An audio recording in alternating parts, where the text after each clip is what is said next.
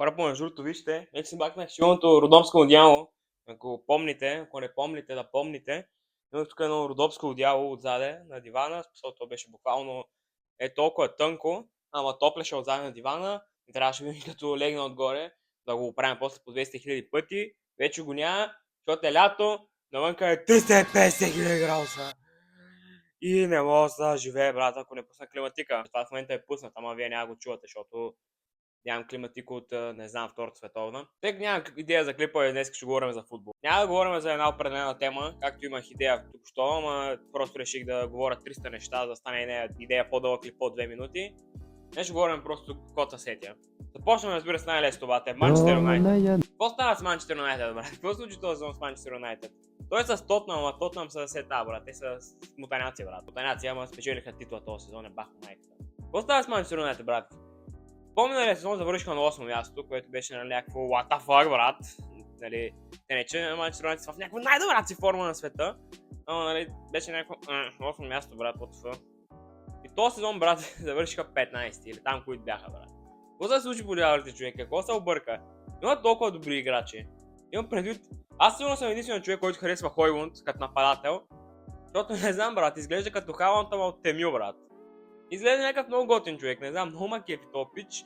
Даже игра тук на Switch кариера и той вкара постоянно голове, човек, много е добър. Ама този сезон, брат, има по-малко голове, отколкото има Алисън в кариерата си, човек. Някакъв той изобщо нищо не става, брат, какво се случва? Или Зиркзе, той е по-добър, нали, той е по-техничен, по-бърз, по-млад, май. Нали, върши добра работа.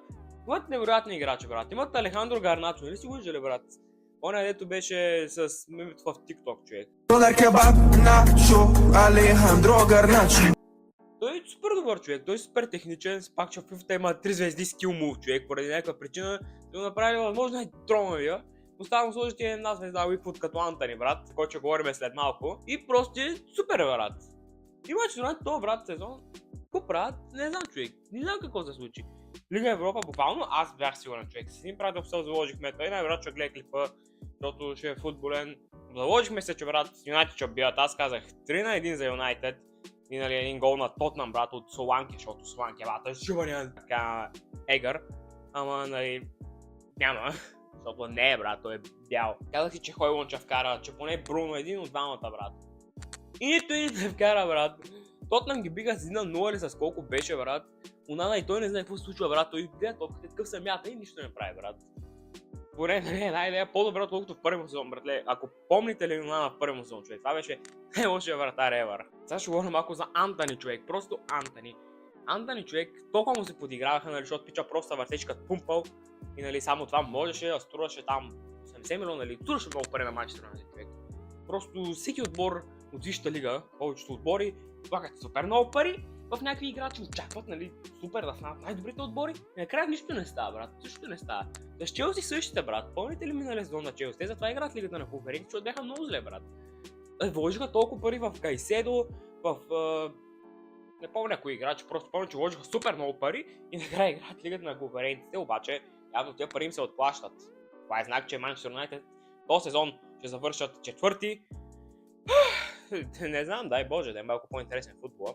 Да, Антони, помните ли просто колко му се подиграваха, нали? Колко той се праше на Сигма, на някакъв на Алфа, такъв най-добрия футболист, брат, минал покрай най-добрия футболист. Обаче той отиде в Реал Бетис и буквално what the fuck се случи? Той стана супер добър човек, супер добър футболист, супер много голове, супер добър, мисля, буквално головете не са на някакви 300 000 гола, обаче всеки гол е някакъв перфектен човек, супер интересни голове, нали, някакви от дистанция, волета, нали, финеси, някакви такива, what?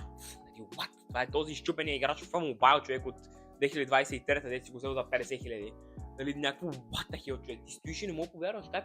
Това футболист, ето не може да вкара един гол в Юнайтед, брат, дето идва прави така, брат, и не знае къде се намира, идва да го изнасила от петия мъже, нали, след това.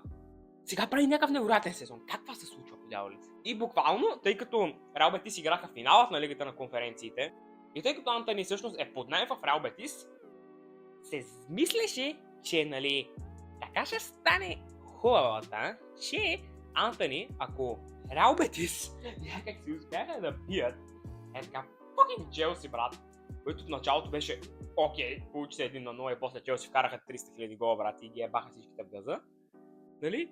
да спечелят Лигата на конференците, той ще се върне в Юнайтед и да спечелят и дали Юнайтед спечелят Лига Европа и той ще взел, нали, още двата трофея, защото реално има достатъчно мачове за Юнайтед, за да спечели, нали, медала и да има два медала. И, нали, ще превърне в първия футболист, спечели от два... Да, превърне се в първия футболист, спечели от два медала за второ място. Вау! Вау! Какво? Окей, сета, нали, както и да е, просто вау, просто невероятно. Може също да си поговорим малко и за трансферите, които се случват, като в момента моите любими Ливърпул направиха невероятен трансфер на Флориан Виртз за 150 милиона. Yes! Yes! 150 милиона. Флориан Виртз наистина е невероятен, буквално от няколко сезона прави невероятно нещо, нали, невероятен играч, добър пас, всичко. Окей, но 150 милиона, брат, what the fuck? Шаби Алонсо, брат, някакъв се чувства най-добрия, нищо, че и той отива в Реал Мадрид като треньор, ама 150 милиона, брат, взеха на Флориан Виртз. Не мога да повярвам, че не са му взеха 150 милиона. Обаче има едно нещо, което много ме е страх да не се случи. Съмнявам се, но много ме е страх да не се случи. И то е, помните ли, че миналия сезон Ливърпул купиха Киеза, брат? Аз също подкрепям от италианското първенство Ювентус. И много харесвам Киеза, защото просто беше много готин. Той беше много як на по-миналото европейско първенство, беше много готин. Нали, всичко супер, много техничен, бърз, малко грозен. Не, всъщност е окей. Кой го казва, брат? Много готин, брат. Просто много ма кефи като играч. Не знам, може би, защото е млад. Ако стане на около 30 години, може да живи вече няма кефи. И не знам, много ма кефише. И в Ливърпул викам, ето, шанс, нали, най-сетне. Тогава точно Ювентус правиха всеки матч равенство, брат, нали. Равенство с Болония, равенство с Лацио, равенство с всеки, брат. Ние не можем да направим победа, не можем да направим загуба, трябва да направим равенство. Това е. Друга опция няма. Окей, няма проблем. Отива в Ливърпул, викам си супер. Ето, кой ще замени Мохамед Салах? Ако издясна контузия, ето кой ще го замени, супер. Нищо, брат, те изобщо не го играха. Той има повече голове там за Under 21 ли, колко са води, брат. What the fuck? Какво полявате, брат? Защо купихте този играч, като вие не го играете? Какъв е смисъл, брат? Да стана дума за пари, нека поговорим за нашето любимо българско първенство БФС.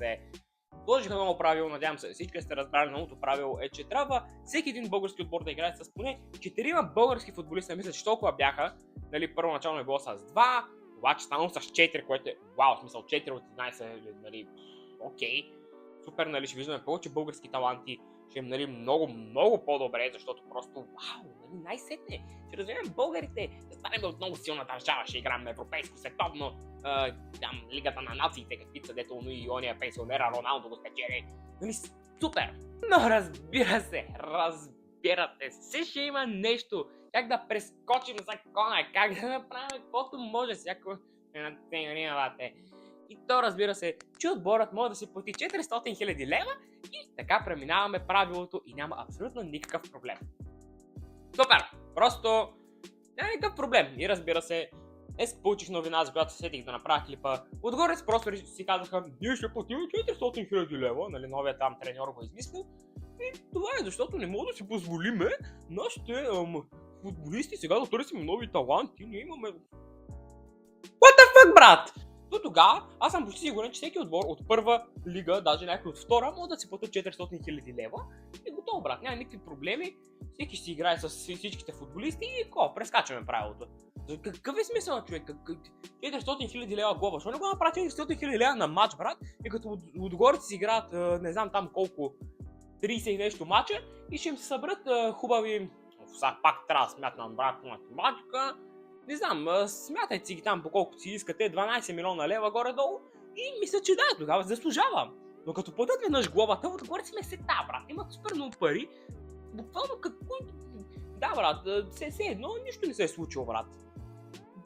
Те сега в момента мислят да го направят, Левски няма да го направят, че те си имат български футболисти. Така, иначе, какъв е смисъл, брат? Какъв е смисъл, като мога да прескочим правилото? Буквално това е напълно безсмислено тогава да няма правило, брат. Това е все едно, отивате, убивате някой и някакво, аз ще плата 50 000 лева, мен няма да заключвате. Окей, брат. Да, и така мога да прескачаме закона, много яко. Какъв е смисъл, брат? Буквално какъв е смисъл в това? Е така да има някоя така чекия, брат. Не. И мисля да спирам клипа от тук, защото стане 10 минути поне. И мисля, че да, надявам се клипа да ви е харесал. Поговорихме си малко прости за футбол. По принцип правя клипа за футбол, защото сега не знам колко хора ще го гледат, но най-известен ми клип по принципа на Национала. И да, така че може би има интерес към това. Ако искате още клипове на футбол с моето супер малумно мнение, защото започнах да се интересувам от футбол, като почнах да играх в мобайл. Преди горе-долу, аз знам, брат, 3-4 години. Така че да, нали, говоря просто някои глупости, защото трябва да има клип. И защото мисля, че се получи добре, да. Ако клипът ви е харесал, разбира се, да не забравяте. Как да не забравяте? Може да го прасните от лайко и може, не знам, ако искате да разбиете тази камбана, да и бети майката от бой, брат. Може да ни мога да дъндарика там, да се абонирате с този червен бутон, да го фанете и го изнасилите, брат, като не знам аз какво. И да, ако имате идеи или искате да споделите вашето футболно мнение, мога да го напишете в коментарите. И да, това е, чао!